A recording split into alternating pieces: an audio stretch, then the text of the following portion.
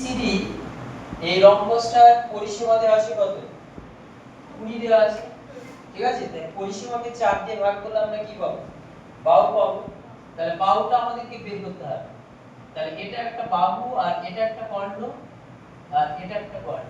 একটা কর্ণের দৈর্ঘ্য দেওয়া আছে তোমার 6 সেমি দেওয়া আছে। তাহলে অপর কর্ণের দৈর্ঘ্য যদি বের করতে পারি তাহলে আমরা রম্বস এবিসিডি এর ক্ষেত্রফল বের করতে পারবো। কি করে বের করব? কারণ আমরা জানি রম্বসের ক্ষেত্রফলের ফর্মুলা হচ্ছে হাফ ইনটু কর্ণ দুটির গুণফল। তাহলে রম্বস এবিসিডি এর পরিসীমা কত বলো? এর পরিসীমা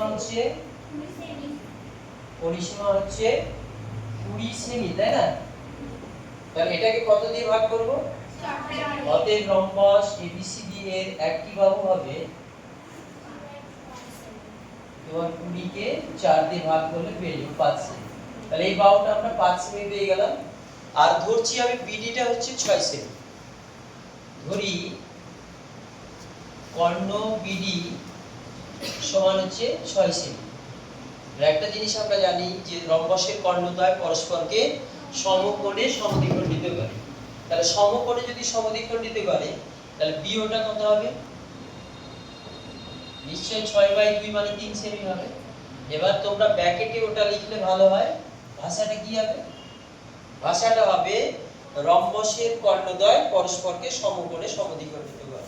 তাহলে এটা 3 পেয়ে গেলাম। তাহলে এটা যদি সমকোণী ত্রিভুজ হয়, আমরা জানি সমকোণী ত্রিভুজের সমকোণের বিপরীত বাহুকে কি বলে? অতিভুজ বলে। তাহলে অতিভুজ দেওয়া আছে, লম্ব ভূমির মধ্যে কোণ একটা দেওয়া আছে।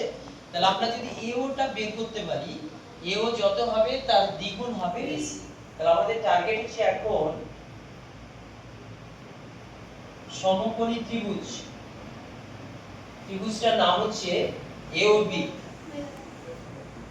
এ আমরা বের করব এও সমান হবে অতি স্কয়ার মাইনাস ভূমি স্কয়ার। তাহলে এটা কত হচ্ছে? 25 মাইনাস 9, তাহলে 25 থেকে 9 বাদ দিলে 16। 16 বর্গমূল হচ্ছে 4 সেমি। তাহলে এইটুকু যদি 4 হয় তাহলে গোটাটা কত হবে? অতএব লাস্টে আমরা লিখে দেব এসি সমান হবে 4 * 2 মানে 8 সেমি। তাহলে আমরা দুটো কর্ণ পেয়ে গেলাম। একটা কর্ণ হচ্ছে 6 সেমি আর একটা কর্ণ হচ্ছে 8 সেমি। অতএব সর্বশেষে আমরা এবিসিডি রম্বসের ক্ষেত্রফল পাবো। রম্বসের ক্ষেত্রফল ফর্মুলাটা হচ্ছে হাফ ইনটু কর্ণ দুটোর গুণফল। কেটে দিলাম 4 4 24 বর্গ সেমি।